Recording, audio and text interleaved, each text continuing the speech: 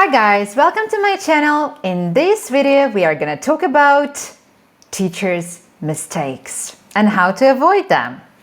My name is Julie Demi. I'm a Cambridge certified English teacher and a teacher trainer. So let's get started. What are the common teachers' mistakes, you might ask? One of the first mistakes that I would like to talk about is TTT, teacher talking time. Those of you who have done Delta, and CELTA as well, definitely understand what it stands for. Teacher talking time, is it good or bad? Well, there is no right answer, but definitely the less you speak, the more opportunities your students have in order to practice and apply the language. So your teacher talking time shouldn't be zero, but it should be minimized, and it should take place only when it is necessary, which means it can be used when you give instructions, when you give feedback, and when you scaffold your students. Another mistake that many teachers make is echo.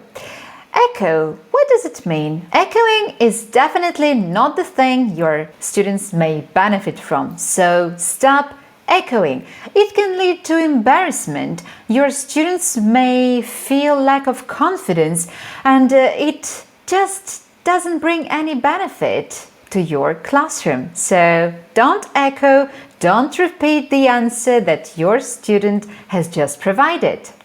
Mistake number 3. When you complete the sentence for the student, you definitely want to support him, especially those weak students who struggle with the task and you understand that the whole group is waiting. But wait a minute, give this student a chance to accomplish it, make it happen and let it happen.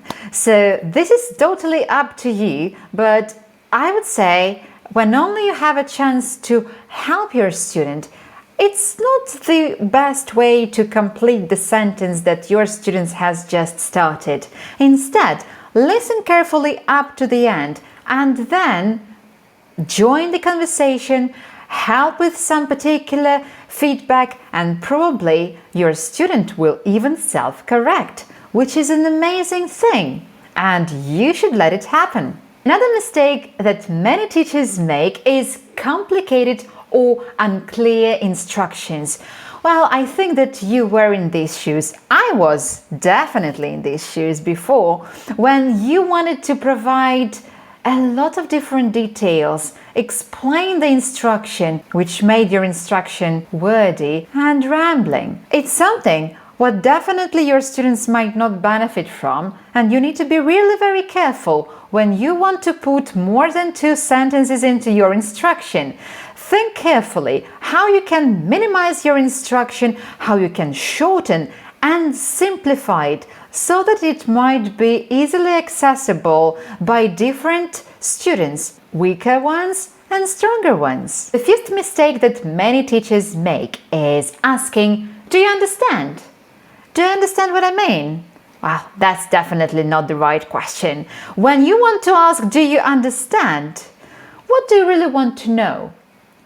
Do they understand you? Do they understand the language? Do they understand the topic? Do they understand? What should they understand? And if you're more specific, it might be way better. However, I would definitely suggest considering other options. For example, why not to give them some task where they may demonstrate their knowledge, and it will show you what they really understood and how you can use it in the future. Why not to use it? Another alternative might be providing them a checklist where they will self-reflect on the lesson, they will understand what they still struggle with, and they will show you what you and how you might probably help them. So, do you understand? Forget about this question. Mistake number 6. Fear of students' feedback by simply asking, "Did you like the lesson?" Oh no, don't ask this question. Please don't do that. If you ask, "Did you like this lesson?" it means that you show that you're insecure, you're uncertain about the quality of the information that you shared, and You are not an entertainer in the classroom. Mistake number 7. Over politeness. It may happen that you need to provide, well, in fact, you all the time need to provide particular feedback. And in order to let it happen, you need to use some particular words, especially if you provide negative feedback.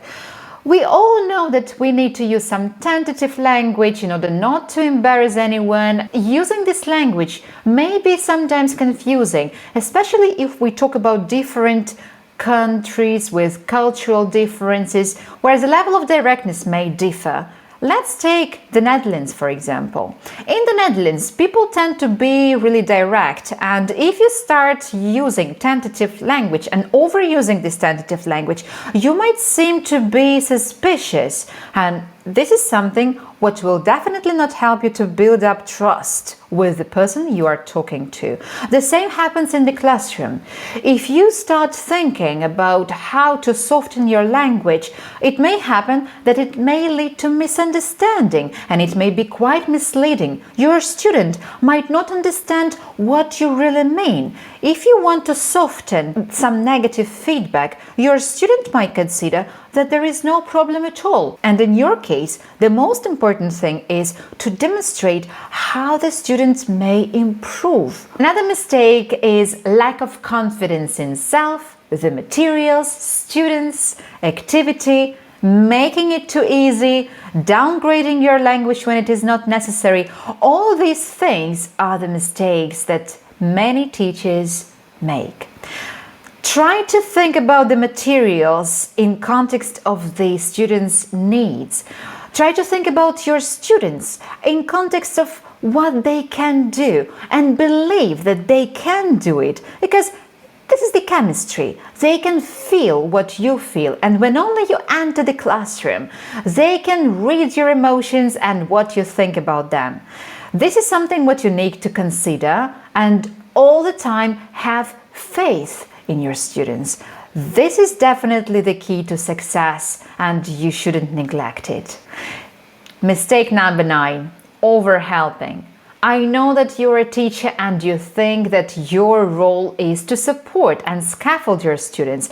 However, your students should be independent, because later on in their life, in their natural environment, they will not have you all the time side by side, which means they need to know how to solve the problems on their own, and you are the one who can facilitate this process and help them become more independent. So overhelping will definitely make them more dependent on you and will not develop this valuable skill of being independent and showing ability to take the risk and use some particular strategies, use some words that they have never used before. Help them. Sometimes it's better to leave more space, let them be free, and observe what will happen in the classroom, especially when they work in pairs or in groups. Mistake number 10, flying with the fastest. Well, that's true. Sometimes you can see that you have some early finishes and you become anxious what to do. They seem to be bored. They start chatting about what they are gonna do in the evening or after the class. And others, the weaker ones, probably are struggling with this task at the very beginning, and you understand that they need more time to accomplish the task. Well, in these particular circumstances, do not fly with the fastest. Instead, what you may do, prepare some particular assignments for early finishes and give it to them. Think about how they can improve, and probably you can invent some particular task that they can master and where they can check their answers. Peer check is something what will challenge them, and if you ask them to provide the feedback to each other, wonderful. They will be busy for at least 2-3 more minutes, and within this time the weaker students will have a chance to accomplish it. Try to make all your assignments accessible, that you can grade your exercises that you provide. Grade your tasks. You know your students better than anyone else. The text and the main idea can be the same, but the tasks can be more challenging for stronger students. and weaker ones will not notice this difference because the content will relate to the same topic and the questions will refer to the same answers. So when you make your classroom more accessible, you will see that if you grade the materials, it may happen that your weaker students will finish at the same time as your stronger ones. In case it doesn't happen, you can engage and you can encourage your stronger students and early finishers to check each other's works and to provide feedback. And another mistake that many teachers make is weak rapport. If you ask me, it's probably one of the biggest mistakes. When you start and deep dive into the material itself without establishing rapport, I'm afraid it will not lead you to any accomplishment at all, because your students will not have faith in you as a teacher. First of all, establish rapport. How? Well, this is something what you can see in this video. Establishing rapport is really important, and that's something what you need to consider and anticipate before you start the first session with your classroom. Before you start giving any task, make sure that your rapport is well established. I hope that this session was helpful and probably you could even recognize yourself. Now you know what not to do and it will help you in the future. And if you have any questions, I would be really glad if you could share them in the comments down below.